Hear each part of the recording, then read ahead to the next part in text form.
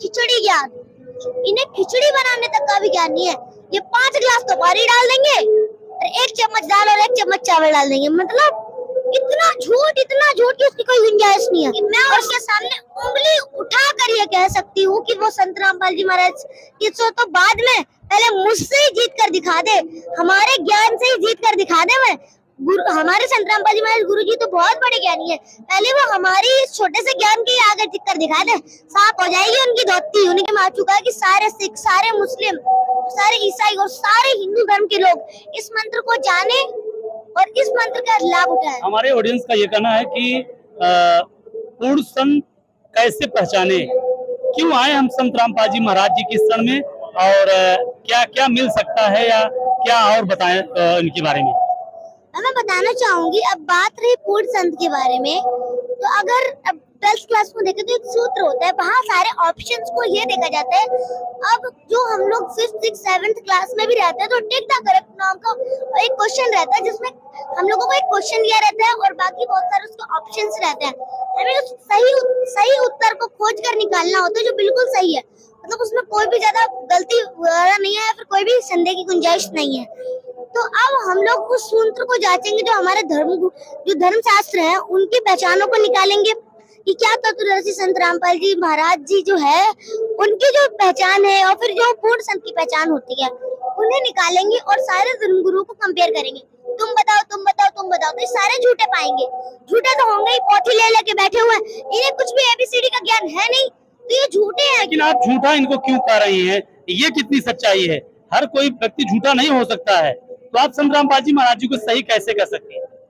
अब जैसे अब मैं बताऊं, एक हमारे कवि हुए राम रहीम जी, उनकी वाणियों में आता है कि खीरे के सिरे से उसे मीठा, मतलब वह कड़वा होता है, उसको खाने लायक बनाने के लिए उसे सिरे से काटा जाता है और उस पर कड़वी चीज नमक ही डाली जाती है। मतलब कड़वी चीजों को मीठा बनाने के लिए उस पर कड़वे शब्दों का ही प्रयोग होगा। अब ये झूठे हैं तो इन्हीं की भाषा में, मतलब इन्होंने झूठ बोला है तब इन्हीं की भाषा में इन्हें जवाब देंगे कि झूठे हैं, तो हम इन्हें कैसे झूठे ना बोले। और अब बात रही संत रामपाल जी महाराज जी की, तो मैं एक एग्जांपल से दूं, मैं इस आश्रम के पीछे एक बड़ा सा पत्थर गाड़ दूं और उससे थोड़ा बहुत कर दूं आडंबर वगैरह, तो 10 बार तब पूजोगे तो 20 थारे पीछे आ लेंगे। मतलब देखा देखी करते हैं हम लोग भक्ति, किसी का देख लिया इधर से उधर इधर से उधर।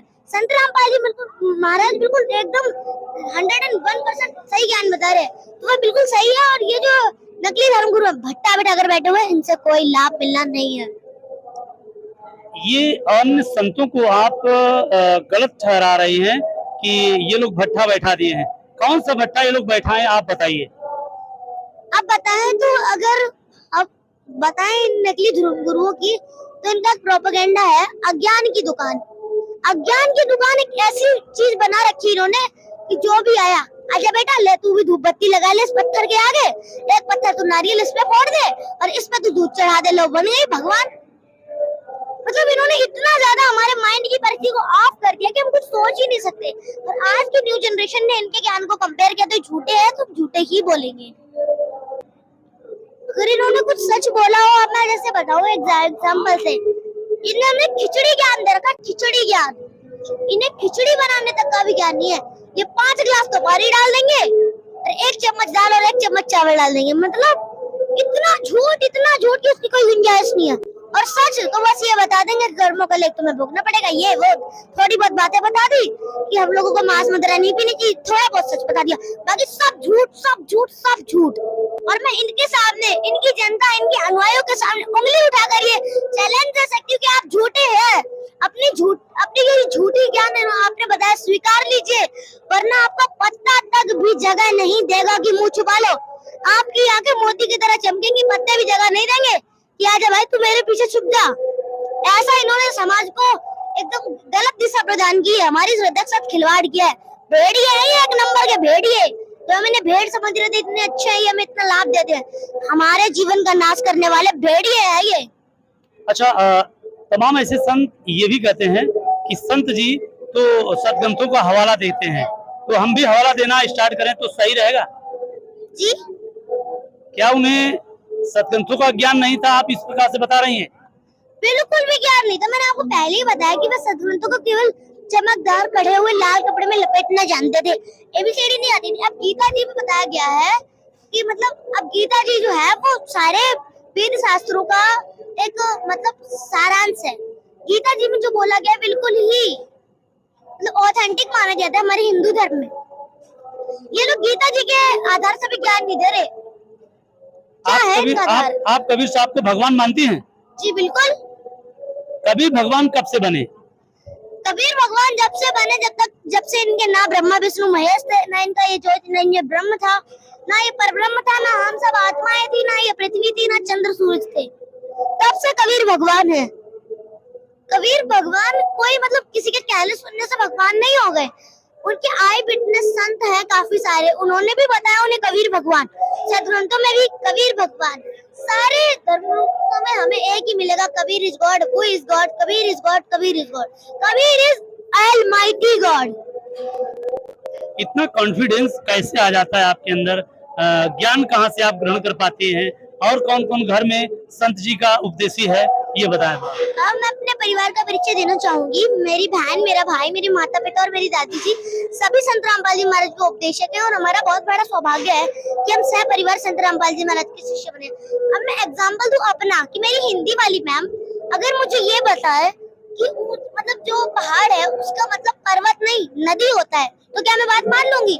अब मैं भी मतलब इतनी छोटी बालक नहीं हूँ, इतनी अज्ञानी नहीं हूँ कि मैं उनकी बात को पकड़ ना पाऊँ। मैं भी खड़े होकर कहूंगी और मेरे जो साथी हैं क्लासमेट्स वो भी कहेंगे मैम आप ये तो गलत बता रही हो। दरिया, सरिता, तरंगिनी का मतलब होता है नदी, पर्वत का मतलब तो पहाड़ होता है। अब ये कैसे कह सकती हो कि पर्वत का मतलब नदी होता है? तो अब हमें इतना अधिकार, हमें अपनी बात को रखने का जस्टिस मिल चुका है क्योंकि अब हमारे देश में आजादी आ चुकी है, हमें अपने विचार रखने की। हम उनकी बात को एक एक बात को पकड़ सकते हैं और झूठा साबित कर सकते हैं। आज के संत जो हैं वो गलत ज्ञान दे रहे हैं समाज को, ये आप कह रही हैं? जी बिल्कुल। तो सही ज्ञान इस वक्त कौन कौन दे रहा है? केवल तत्वदर्शी संत रामपाल जी महाराज ही हैं जो सही ज्ञान दे रहे हैं, बाकी सब भट्टा बैठा कर बैठे। मेरी बार बार रिक्वेस्ट है, हाथ जोड़कर रिक्वेस्ट है कि संत रामपाल जी महाराज की शरण में आइए और इनको तो मतलब इनकी तो इतनी निष्ठा बताएगी कि जो अभी परमेश्वर जी के जो कबीर परमेश्वर जी के आई विटनेस संत रहे गरीबदास जी, उन्होंने इनके लिए इतना ज्यादा वो बताया गया है मतलब इनके सिर पे फड़ो फोड़ो, इनको मार घसीटो, इनके पिट्टे पाप नहीं है, इनको निश्चय पिटो। मतलब इसका मतलब ये नहीं कि किसी को कोई आया तो उसे घड़ दो, जूत लगा दो उसके 3-4, जी नहीं। इनको इनका ज्ञान स्वीकार नहीं करना और ना किसी को करने देना है क्योंकि जो हमारी न्यू जनरेशन ये पढ़ी लिखी हो चुकी है। आज इन लोगों को मुंह छुपाने की भी जगह नहीं मिलने वाली। धीरे धीरे अब देखें तो काफी सारे देश ऐसे हैं जिनमें संत रामपाल जी महाराज की सारे ही देशों में पूरे विश्व में संत रामपाल जी महाराज की कार्यशैली विश्व प्रसिद्धि पूरे विश्व में जा चुकी है। और ये नकली धर्म गुरु ना अब तो इन्हें भागने के लिए भी लंगोट नहीं दिया जाएगा कि तुम लंगोट बांध के भाग लो, इन्हें मार मार के घसीट देंगे अपने देश से। उन्होंने इतना बुरा हमारे साथ किया, इस सच्चाई तो हमें बता ही सकते थे। इन्हें क्या मिल रहा है? इनको स्वार्थ बस हमारे लिए हमारे श्रद्धा के साथ खिलवाड़ करो बस और कुछ नहीं। अच्छा, मैं ये कहना चाहता हूँ, ठीक है किसी को हो सकता है उनको जानकारी ना हो इसके लिए आपको नहीं बता पाए हो, तो आप इन संतों के ऊपर इतना आक्रोशित क्यों है? क्योंकि ये संत ऐसे हैं, इतने ढीठ हो चुके हैं सच्चाई को जानकर भी। ये लोग सच्चाई स्वीकार नहीं करते। अब जैसे अब ये देवकीनंदन ठाकुर जी, अनुद्राचार्य जी ऐसे संत हैं। संत रामपाल जी महाराज की एक वीडियो क्लिप देख लेंगे, उन्होंने ये बता दिया हमारे ऊपर आक्रमण कर दिया, तो अब उनके लिए अपशब्द प्रयोग करेंगे और मतलब सच्चाई नहीं दिखाएंगे, स्वीकार नहीं करेंगे। इतने ढीठ हो चुके हैं संत, उल्टा जो सच बता रहे हैं उसके लिए ही ये लोग आक्रमण करेंगे उल्टा। यानी ज्ञान से सामना नहीं कर रहे हैं, गलत बिहेव मतलब स्टार्ट कर देते हैं लोग, ये कहने का मतलब आपका? जी जी। अच्छा, एक सवाल और रहता है, संत रामपाल जी महाराज समाज में एक ऐसी भूमिका निभा रहे हैं, तमाम बुराइयां खत्म कर रहे हैं, दहेज मुक्त शादी करा रहे हैं, फिर भी इन्हें जेल में क्यों डाला गया? अब पहले तो मैं बता दूं जेल में क्यों डाला गया। संत रामपाल जी महाराज ने जब अपना ये मिशन स्टार्ट किया था तो उनके न तो इतने अनुयायी थे और न किसी ने उनका इतना ज्ञान स्वीकारा था। तब संत रामपाल जी महाराज ने इस झूठे महर्षि दयानंद की पोल खोल दी, इसकी धोती धो के दिखा दी क्या है इसकी धोती के अंदर, क्या इसके दिमाग में चल रहा है। सत्य अर्थ प्रकाश और वेदों को सामने सामने कर दिया। जब ये झूठे पाए गए तो जब जनता ने इनसे प्रश्न करना शुरू कर दिया तो इन्होंने संत रामपाल जी महाराज के ऊपर झूठे मुकदमे लगाने शुरू कर दिए और उन्हें जेल में डाल दिया। मैंने पहले भी बताया था जो सच्चा संत है उसके सिर्फ सब राड़ बढ़ाते हैं। जैसे मैं एक एग्जाम्पल से समझाऊं, एक भविष्य वक्ता थे जो मतलब उस टाइम उस देश में यह भ्रांति फैली हुई थी कि पृथ्वी एक जगह रुकी है और सूरज उसके चारों तरफ चक्कर लगाता है। उसके बाद फ्रांस में देश था, फिर उन्होंने अब बताया भविष्य वक्ता जी ने कि सूरज एक जगह है, पृथ्वी उसका चक्कर लगाती है। उनका इतना विरोध हुआ कि उन्हें मतलब मार दिया गया। उसके बाद जब पहला सैटेलाइट जब गया आकाश में तब उसने सच्चाई दिखाई कि पृथ्वी गोल घूमती है, मतलब रोटेशन करती है, रोटेशन करती है जो सन है उसके चारों तरफ, और सन एक जगह रुका हुआ है। ऐसे ही संत रामपाल जी महाराज बिल्कुल सच्चा ज्ञान बताते हैं और जो ये नकली धर्मगुरु सब झूठ बोल रहे हैं। अच्छा, सदग्रंथों में ये सब बातों का प्रमाण है? जी बिल्कुल। अच्छा, संत रामपाल जी महाराज तत्वदर्शी है, इसका भी प्रमाण है? जी बिल्कुल। बाकी लोग अपने आप को संत समाज का साधु बताते हैं या महाराज बताते हैं या कथावाचक बताते हैं, वो सही है? किसी को ये मतलब नहीं बोलना चाहिए कि हम तत्वदर्शी संत हैं, क्योंकि तत्वदर्शी संत केवल संत रामपाल जी महाराज जी ही है। तत्वदर्शी संत एक ऐसा संत होता है जो मतलब उसे एक गारंटी दी होती भगवान ने कि तुम्हें सारे जो भी मानव समाज है उसे पार कराना है। और बात रही संत रामपाल जी महाराज जी की, तो ये नहीं कहते मैं तत्वदर्शी संत हूँ, ये नहीं बोलते, ये शास्त्रों से दिखाते हैं। जो मतलब अब जो भविष्य वक्ता है उनकी भविष्यवाणियों पर जो खुद को बताते हैं कि मेरा जन्म अब इतने टाइम हुआ था, ये हुआ था, और भविष्य वक्ताओं ने क्या बताया था। जब सब कुछ सच्चाई सामने आ ही रही है तो हम उन्हें कैसे नहीं माने तत्वदर्शी संत। और इन लोगों को से हमें तो इतनी ज्यादा घृणा हो गई है कि अगर हम लोगों को अधिकार मिल जाए तो हम इन्हें अपने देश से देश निकाला देने की बात भी सरकार से कह सकते हैं। और क्या कहना चाहती हैं समाज के लिए जो आज भी तमाम लोग अन्य संत पंथ में फंसे हुए हैं या वो सतभक्ति नहीं कर पा रहे हैं या तमाम ऐसे दुखों से परेशान हैं, उनके लिए आप क्या कहना चाहती हैं? मैं सबसे पहले तो बताना चाहूँ कि कुछ लोग ऐसे जो काफी दुखी हैं, संत रामपाल जी महाराज ने उनके लिए भी काफी मुहिमें चलाई और उन्हें भी संदेश दिया है कि इन मतलब जो झूठे धर्मगुरु हैं इनके पंजे से बाहर आ जाओ। अब जैसे मैं बताऊं कि अब एक एग्जांपल से समझाते हैं। 3-4 बस होती है, अब एक बस का ड्राइवर होता है और कंडक्टर होते हैं। अब बस में थोड़ी बहुत खराबी हो जाती है तो फर्स्ट क्लास के जो बुद्धिमान लोग होते हैं कहते हैं ये तो खराब हो गई, जल्दी से वो उतर के तुरंत दूसरी बस में चढ़ लेते हैं। कुछ ऐसे होते हैं कुछ टाइम लग रहा है तो चले जाते हैं, शायद खराब हो गई है, और कुछ ऐसे होते हैं जो जब तक वो पूरी खराब नहीं हो जाती तब तक जाते नहीं हो।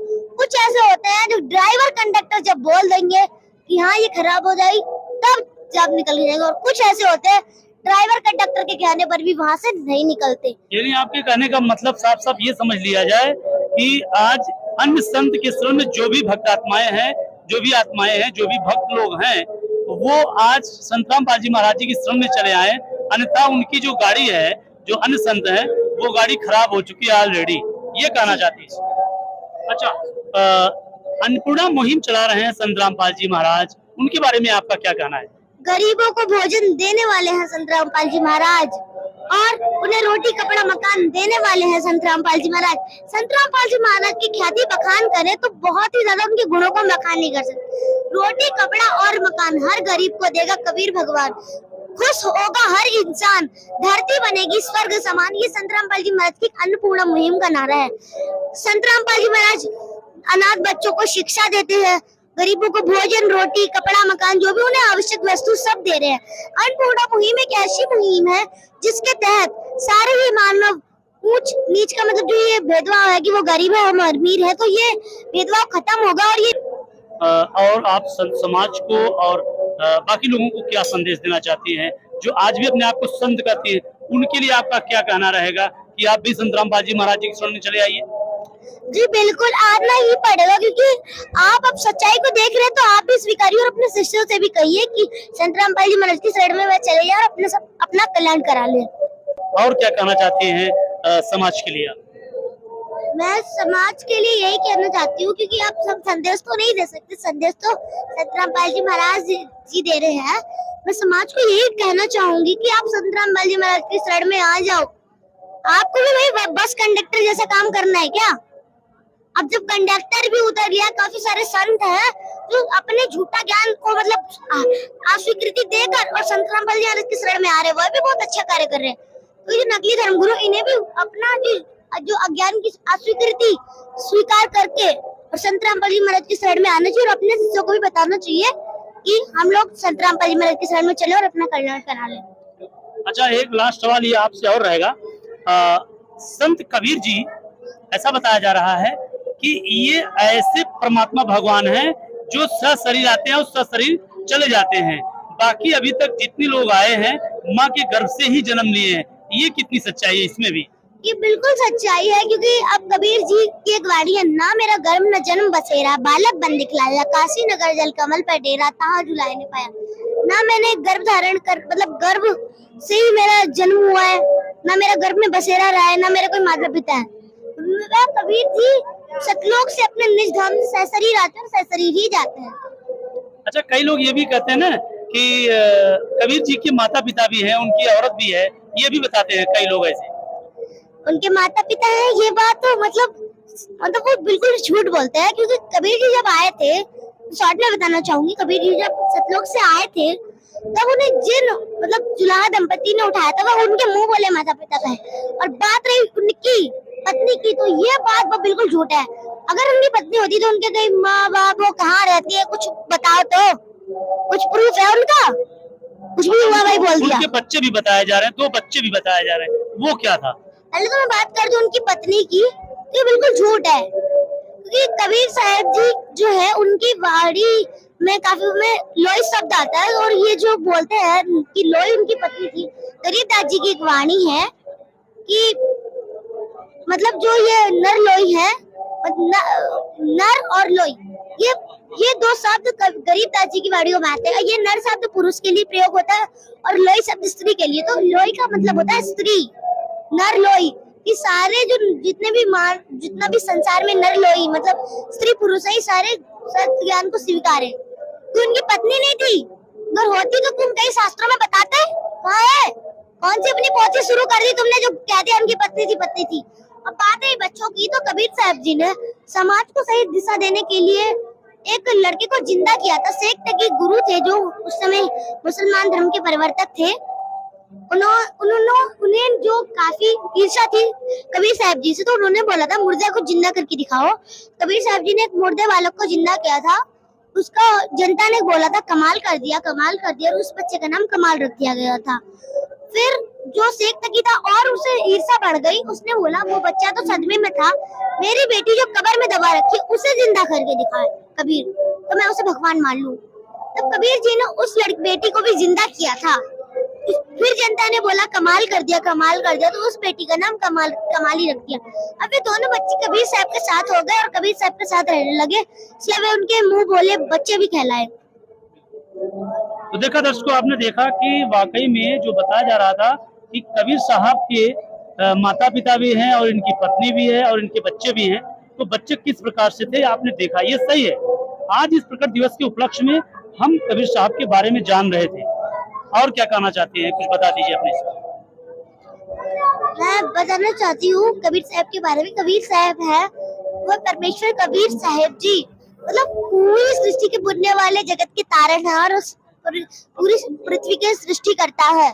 उन्होंने सारी सृष्टि को उत्पन्न किया है, सारी सृष्टि बनाई है, तो वही पूर्ण परमात्मा है, हमें उन्हीं की भक्ति करनी चाहिए। तो आप देख रहे हैं छोटा पैक बड़ा धमाका वाली बात है। ये संत रामपाल जी महाराज जी की एक छोटी सी अनुयायी है और इनको वो ज्ञान है शायद इस समय वर्तमान में किसी कथावाचक को भी नहीं हो सकता है।